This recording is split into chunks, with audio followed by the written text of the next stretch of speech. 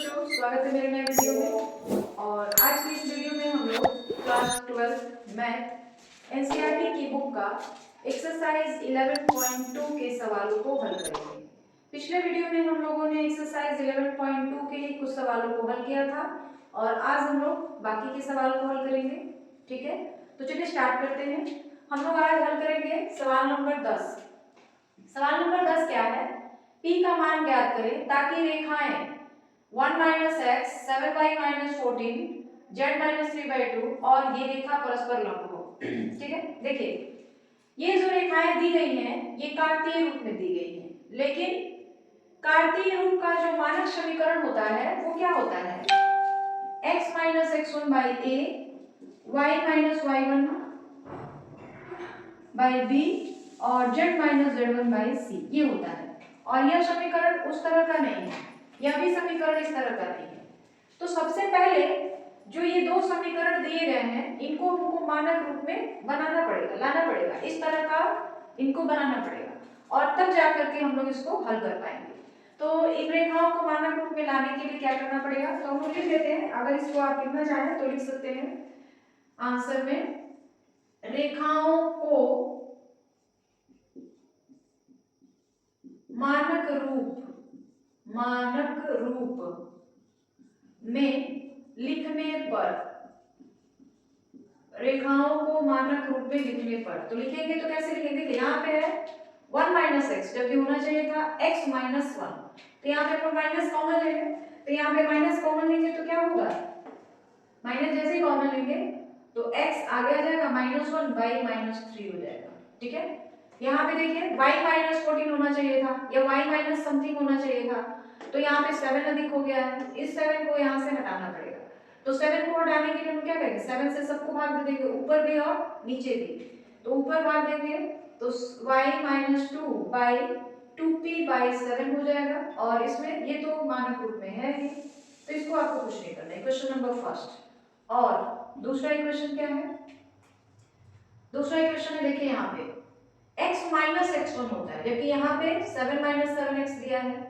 तो सबसे पहले हम इसमें क्या करेंगे? -7 कॉमन ले लेंगे, तो -7 से हम सबको भाग दे देंगे, माने -7 कॉमन लेने का मतलब ये हो गया कि -7 से हम लोग क्या करेंगे? सबको भाग दे देंगे। ठीक है, हम लोग क्या करेंगे? -7 से सबको भाग दे देंगे, तो ये क्या हो जाएगा? x minus 7 by 3p by -7, 7 से -7 से हमने सबको भाग दिया है और ये तो मानक रूप में है ये। और यहाँ पे भी z आगे होना चाहिए था, 6 पीछे होना चाहिए था, तो माइनस कॉमन ले लीजिए, तो z माइनस 6 बाई -5 हो जाएगा। ठीक है, अब इस रेखा के दिक् अनुपात, रेखा के दिक् अनुपात क्या हो जाएगा? a1 बराबर -3,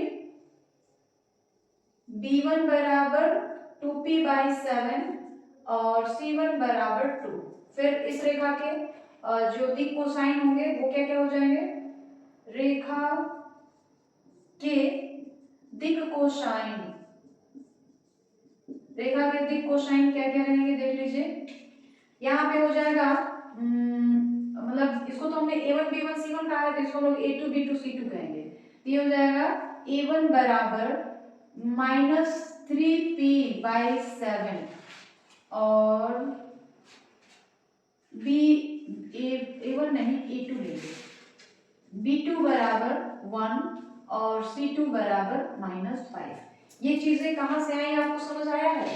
देखिए क्या किया गया है, हमने क्या किया, पहले ये जो दो रेखाएं दी गई थी दोनों को हमने मानक रूप में ला दिया। मानक रूप में लाने के बाद हमने दिक् अनुपात निकाला, तो ये -3, a1 का मान लीजिए -3, b1 का मान 2p बाई 7 और c1 का मान हो जाएगा 2। दूसरी रेखा के लिए दिक् कोसाइन निकालेंगे तो a2 का मान आ जाएगा -3p बाई 7, b2 का मान आ जाएगा 1 और c2 का मान आ जाएगा -5। ठीक है, अगर ये रेखाएं परस्पर लंब हो तब क्या होना चाहिए? परस्पर लंब हो तब क्या होगा? a1 a2 plus b1 b2 plus c1 c2 is equal to 0, ये होना चाहिए। तो यहाँ पे a1 का मान -3, a2 का मान -3p/7 प्लस b1 का मान 2p/7 और b2 का मान 1, फिर प्लस c1 का मान 2 और c2 का मान -5 इज इक्वल टू 0। तो ये हो जाएगा माइनस प्लस 9p/7, ये हो जाएगा 2p/7 और ये हो जाएगा -10 इज इक्वल टू 0। सबका एलसीएम ले लीजिए तो 9p प्लस 2p -70 बाई में 7 is equal to 0। Cross multiply के लिए 7 उसमें जाके 0 हो जाएगा और 9 और 2 11p -70 इज इक्वल टू 0 या फिर 11p इज इक्वल टू 70। तो p इज इक्वल टू क्या हो जाएगा, p इज इक्वल टू हो जाएगा 70/11। तो ये आ गया आपका p का मान। अगर p का मान 70/11 रख दिया जाए तो जो रेखाएं होंगी वो दोनों क्या हो जाएंगी, परस्पर लंब हो जाएंगी। ठीक है, तो ये रेखा मतलब ये सवाल आपको अच्छे से समझ आ गया है कि किस तरह करना है। आगे बढ़ा जाए, चलिए आगे बढ़ा है। अब हम लोग सवाल नंबर 11 करेंगे। बिल्कुल 10 की तरह ये भी है, दिखाना है कि दोनों रेखाएं जो है परस्पर लंब है। तो देखिए इसको क्या करेंगे, पहले हम दोनों का दिक् अनुपात निकालेंगे। रेखा x - 5/7 y + 2/5 z/1 के दिक् अनुपात क्या है 7, a1 बराबर 7, b1 बराबर 5 और c1 बराबर 1। रेखा x/1 y/2 z/3 के दिक् अनुपात a2 1 b2 2 और c2 3। यदि रेखाएं लंब हो तब क्या हो जाएगा, a1 a2 plus b1 b2 plus c1 c2 is equal to 0 आना चाहिए। अगर इसका मान 0 आ जाता है तो रेखाएं लंब है, नहीं तो लंब नहीं है। तो 7 × 1 प्लस 5 × 2 प्लस कहीं तो इसमें 0 आने के चांसेस ही नहीं है, कहीं कुछ बुक में सवाल देखा जाए। यस, बुक में सवाल जो है थोड़ा सा गड़बड़ है। यहाँ पे माइनस दूसरी वाली रेखा में, पहली वाली y + 2 y-5 है। ठीक है, बाकी सारी चीजें सही है। तो ये चीज हमने गलत लिखा हुआ है। b1 का मान आ जाएगा -5, तो b1 की जगह हम लोग लेंगे -5 और c1 का मान है हमारे पास 1, c2 का मान है 3। तो कितना आ जाएगा 7 - 10 + 3 यानी 10 - 10 0 आ गया। अतः रेखाएं परस्पर लंब है। रेखाएं क्या है, लंब है, क्योंकि इसका मान हमको 0 मिल गया है ना, इसलिए ये दोनों रेखाएं कैसी होंगी, लंब होगी। तो ये बात आपको समझ आ गई, अच्छे से समझ आ गया सवाल। आगे बढ़ा जाए। अब हम लोग सवाल नंबर 12 को हल करेंगे। जिस तरह से सवाल नंबर 12 बनेगा उसी तरह से 13, 14 और 15 तीनों के तीनों सवाल बनाए जा सकते हैं। ठीक है, तो एक मैं यहाँ बता दे रही हूँ, बाकी आप खुद से भी इसी आधार पे लगा सकते हैं। ठीक है, तो देखिए क्या करना है।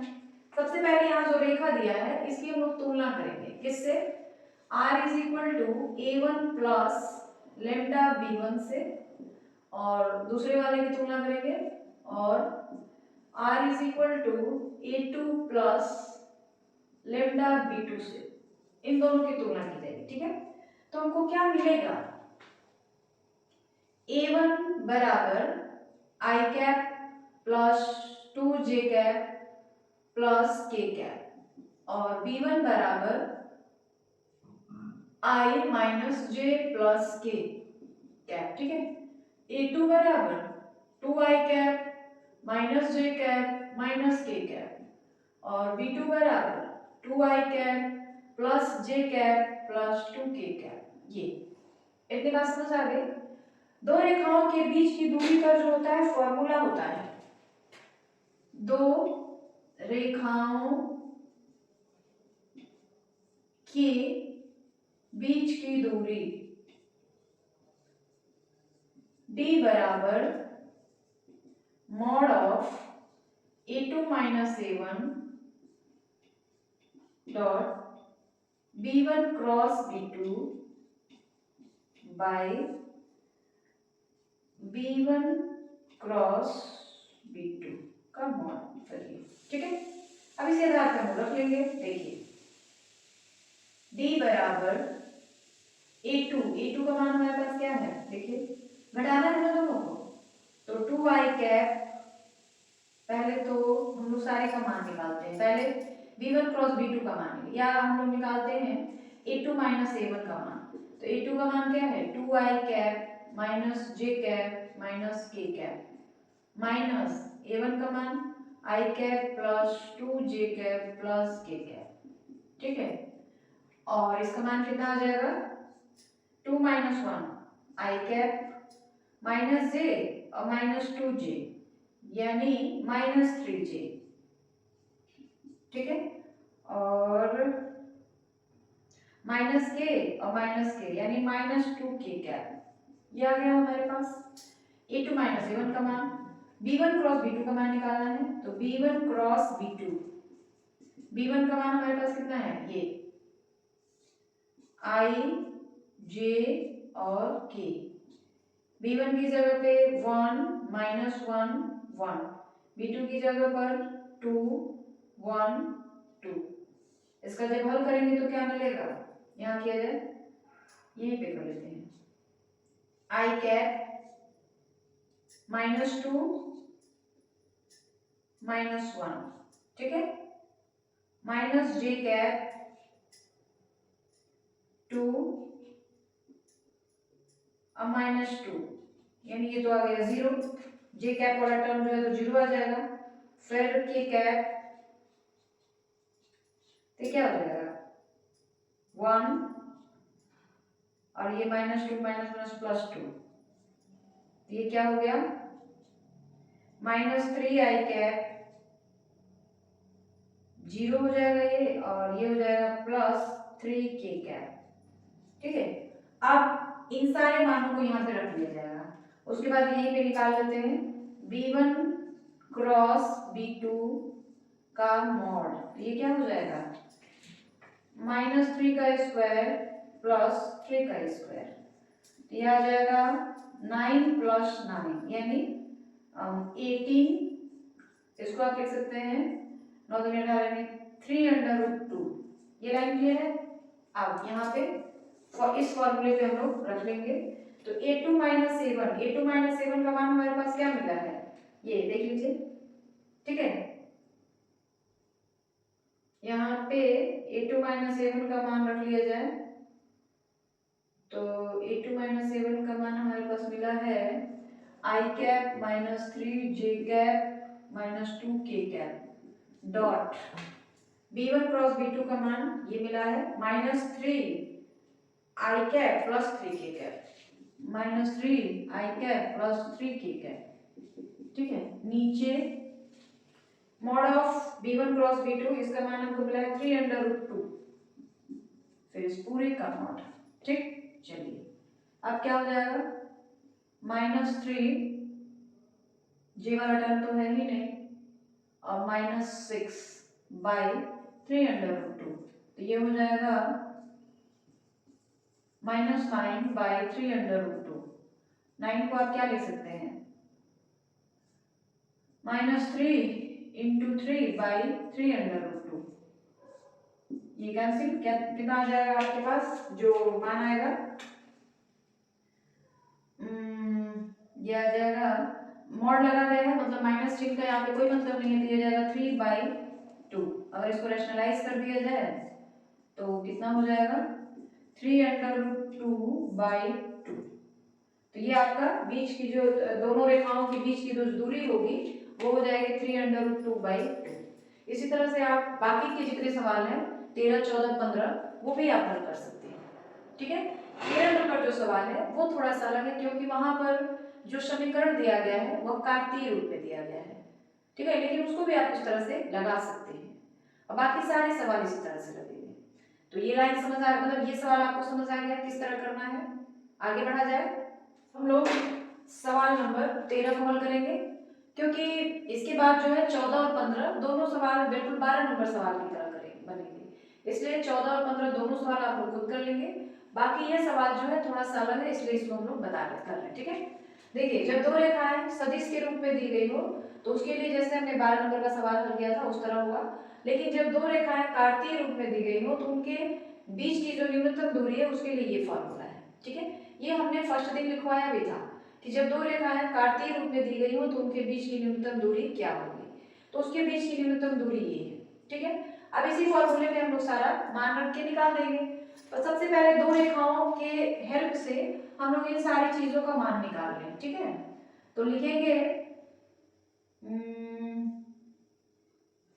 ये x1 है, ये y1 है और ये z1 है, तो लिखेंगे हम लोग x1 is equal to -1, y1 is equal to -1 और z1 इज इक्वल टू भी -1, ठीक है। ये a1 b1 और c1, a1 7, b1 -6 और c1 1। अब दूसरी रेखा से हम लोग निकालेंगे x2 तो 3, y2 5 और z2 7, फिर a2 1, b2 -2, c2 1। अब हम लोग इसका मान पहले निकालेंगे इस ऊपर वाले का और फिर इसका, फिर दोनों को आपस में भाग दे देंगे। तो पहले हम लोग ये निकाल रहे हैं, ठीक है।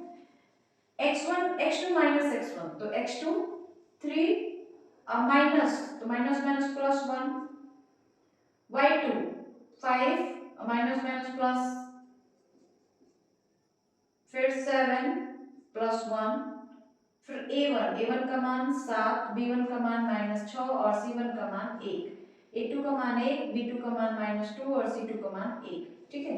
तो ये क्या हो जाएगा हमारे पास 4 6 8, 1 -6 1 1 -2 और 1।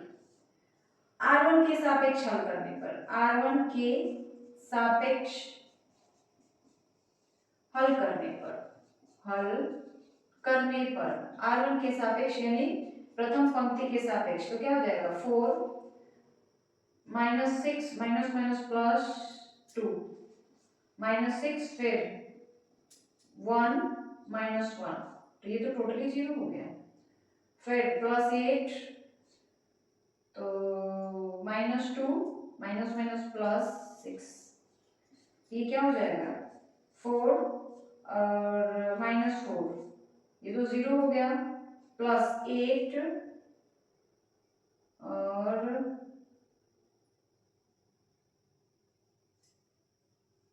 6 -6, तो ठीक है, एक मिनट देख ले पहले।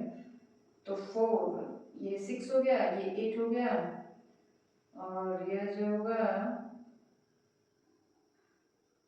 6 में 4 6 8, फिर 7 -6 1, फिर 1 -2 और 1, ठीक है। इसको हल करना है तो 4 लेंगे तो -6 माइनस माइनस +2, ठीक है। फिर यहाँ पे ले लिया जाएगा -6, तो -6 ये है ना -6, तो यहाँ देखो यहाँ पे गड़बड़ है, यहाँ पे 7 है 7, तो ये हो जाएगा 7 -7 -1, फिर ये फिर 8, तो फिर यहाँ पे 8 लेंगे तो यहाँ पे फिर गड़बड़ हो जाएगा, इसको थोड़ा सा फिर से कर लेते हैं, फिर भी थोड़ा सा गड़बड़ हो जाएगा। तो 4 हो जाएगा, 4 लेंगे तो आ जाएगा -6 +2, फिर -6 लेंगे तो 7 और -1, फिर +8 लेंगे तो -14 और -6, तो ये हो गया 4 -6 और 6 +8 और -8, ठीक है। तो इसका क्या आ जाएगा -16 -36 प्लस नहीं -64, यानी ये टोटल कितना आ जाएगा 116 -116, तो ये ऊपर वाले का मान हमने निकाल लिया, ठीक है। अब हमको नीचे वाले का मान निकालना है। नीचे में देखिए क्या है, B1C2 पहले यहाँ पे रखते हैं। B1 का मान -6, C2 का मान 1, फिर माइनस B2 का मान -2,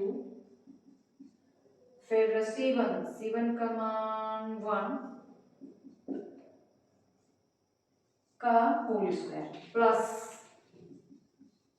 प्लस लेंगे तो C1 1 इंटू A2 का मतलब 1 माइनस C2 का मतलब 1 इंटू A1 का मतलब 7, फिर इस पूरे का whole square plus A1 7, B2 -2 minus A2 1 into B1 -6 का होल स्क्वायर, यही रहेगा ना। तो चलिए थोड़ा सा बड़ा हो गया ये, -6 और माइनस +2 का होल स्क्वायर, ठीक है, प्लस 1 -7 का होल स्क्वायर प्लस -14 +6 का होल स्क्वायर, दिया जाएगा -4 का होल स्क्वायर प्लस -6 का होल स्क्वायर प्लस -8 का होल स्क्वायर, ठीक है। तो ये कितना आ जाएगा, ये भी फिर से वही चीज आ गया, 16 + 36 + 64 पूरा मिला के आ जाएगा 116। अब क्या करना है, दोनों को भाग दे देना है, ठीक है। तो दोनों को भाग दे देना है, मतलब ये चीज ऊपर रहेगा, यानी d बराबर -116, इस पूरे का मान हमको इतना मिला है -116, और फिर इस पूरे का हम लोग मॉड लगा देते हैं, क्योंकि d जो होता है ना कभी भी ऋणात्मक नहीं होता है, इसलिए मॉड रहेगा पूरे का -116 बाई √116, ठीक है, ये मॉड हो गया। तो आप चाहे तो इतना भी लिख सकते हैं कि इतना भी हो जाएगा, या फिर आप चाहें तो इसको थोड़ा सा और रख लेंगे, तो क्या लिख सकते हैं आप इसको, माइनस तो खत्म कर दीजिए क्योंकि मॉड लगा हुआ है, 116 को आप लिख सकते हैं √116 इंटू √116 बाई √116, तो ये तो कैंसिल हो गया, बचेगा क्या, √116, इसको आप क्या लिख सकते हैं,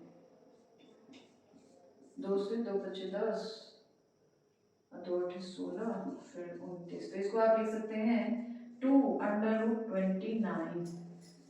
तो दो रेखाएं अगर काल्पनिक रूप में दी गई हो तो उनके बीच की जो न्यूनतम दूरी होगी वो इस फॉर्मूले से, ये फॉर्मूला हमें इस फॉर्मूले के हिसाब से निकाली जाएगी, ठीक है। और जिस तरह से हमने क्वेश्चन नंबर 12 को हल किया था उसी तरह से आप क्वेश्चन नंबर 14 और 15 को भी हल कर सकते हैं, ठीक है।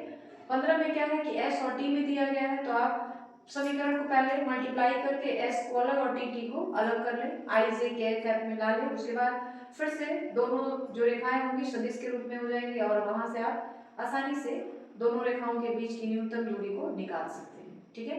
तो ये हमारा क्वेश्चन नंबर 13 कंप्लीट हो गया, और इस हिसाब से क्वेश्चन नंबर एक्सरसाइज 11.2 जो है वो पूरी तरीके से कंप्लीट हो चुका है। 2 सवाल रह गए हैं जो आप खुद करेंगे, क्वेश्चन नंबर 14 और 15। 14 तो बिल्कुल ही 12 की तरह है, 15 थोड़ा सा अलग है, लेकिन आप कोशिश करेंगे तो वह भी आसानी से हो जाएगा, ठीक है। तो क्वेश्चन नंबर 13 में कोई दिक्कत है, कोई परेशानी नहीं, आगे बढ़ा जाए।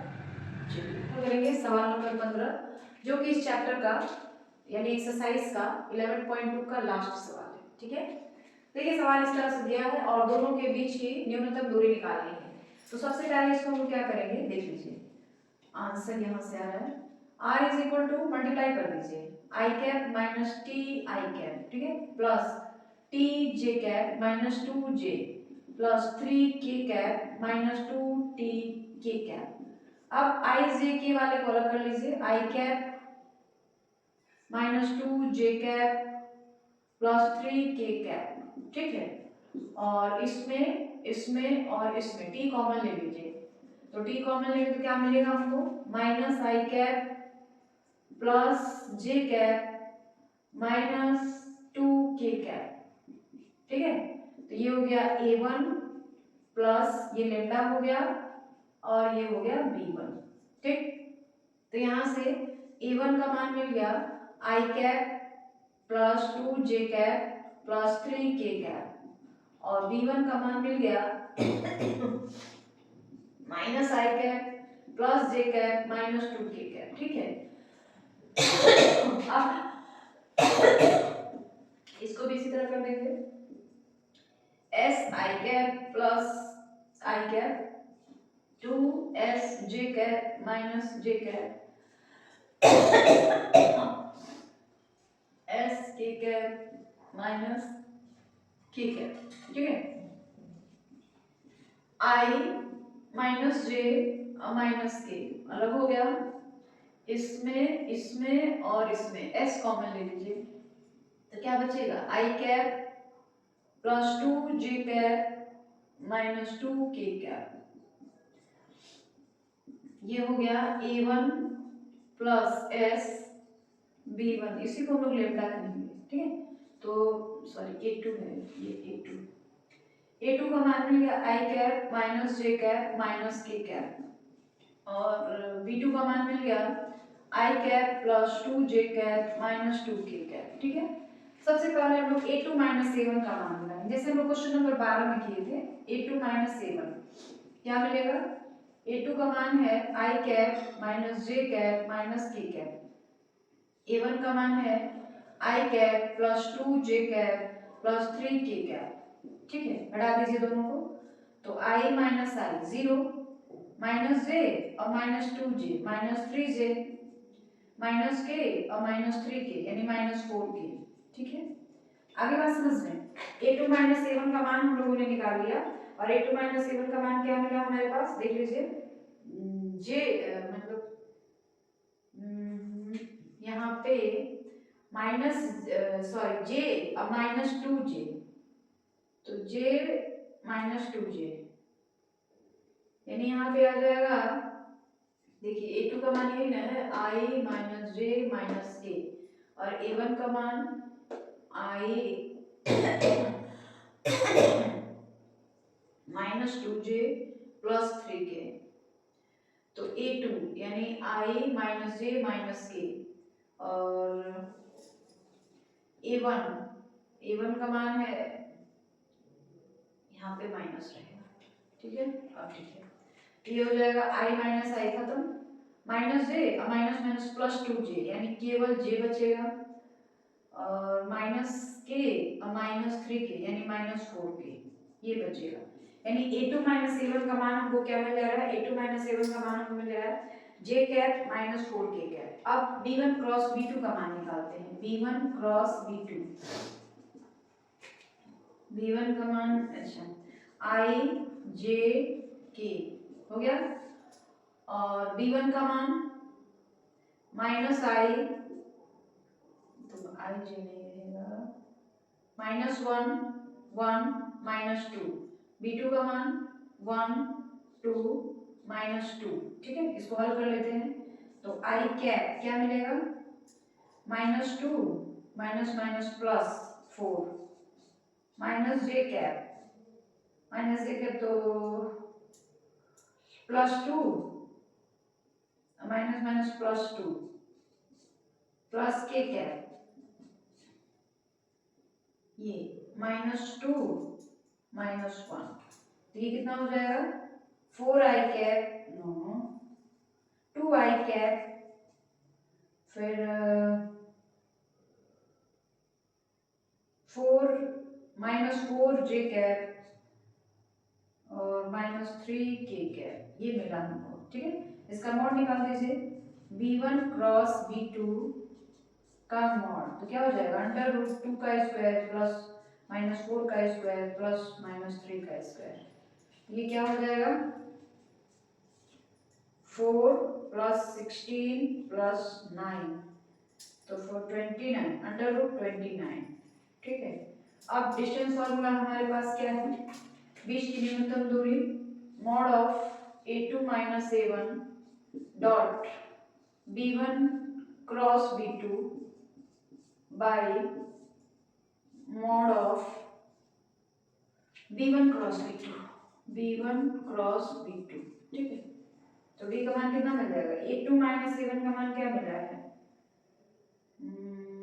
j cap minus 4k cap dot b1 cross b2 का मान क्या मिल रहा है, ये 2i कैप, देख लीजिए 2i cap minus 4j cap minus 3k cap. ठीक, नीचे b1 और b2 का मॉड निकालना है, दिया गया अंडर रूट 29। ठीक है, तो इसका मतलब क्या है, यहाँ तो i वाला टर्म है ही नहीं, j वाला टर्म है, तो कितना आ जाएगा -4 और माइनस माइनस प्लस 12, नीचे आ जाएगा अंडर रूट 29, तो ये आ जाएगा 8 बटा अंडर रूट 29। ठीक है, तो ये हमारा क्वेश्चन नंबर 15 कंप्लीट हो गया। देख लीजिए क्वेश्चन नंबर 15 आपको अच्छे से समझ आया है। ठीक है, कोई दिक्कत नहीं है, कोई परेशानी नहीं है, आगे बढ़ा जाए। तो यह जो था इस एक्सरसाइज 11.2 का लास्ट सवाल था, और इस तरह से 11.2 एक्सरसाइज आज खत्म हो गया।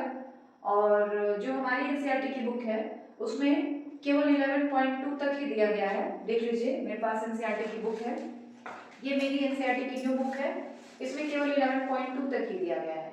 लेकिन जो एनसीईआरटी की पुरानी बुक है उसमें 11.3 भी दिया गया है, जिसमें प्लेन के बारे में पढ़ना है। ठीक है, तो प्लेन जो है आपके सिलेबस से रिड्यूस कर दिया गया, उसको रिमूव कर दिया गया, हट गया है वो।